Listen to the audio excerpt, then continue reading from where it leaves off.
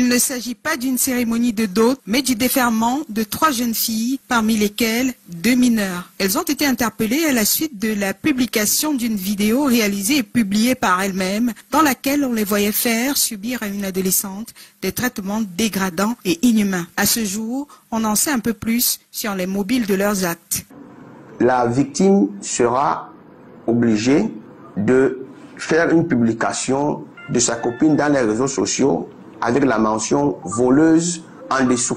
Bien évidemment, l'objectif étant de contraindre sa copine par quelques moyens que ce soit à ramener ce qu'elle a volé, puisqu'elle subissait une pression. Elles sont accusées d'arrestation, de séquestration, de publication obscène et de destruction de biens.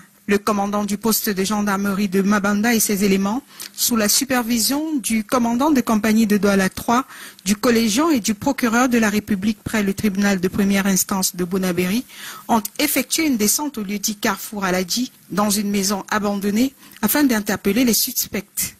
24 heures plus tard, le 28, sur renseignement, nous avons pu mettre la main sur 3 jeunes filles qui cherchaient à fuir au niveau de Mabanda, dans une maison abandonnée, que nous avons conduit ici à notre unité. Voici la suite qui sera donnée à l'affaire. Nous continuons les recherches pour retrouver les 2 autres qui sont toujours en cavale, mais entre-temps, la partie dossier que nous avons, nous allons mettre à la disposition du procureur de la République qui prendra les mesures nécessaires.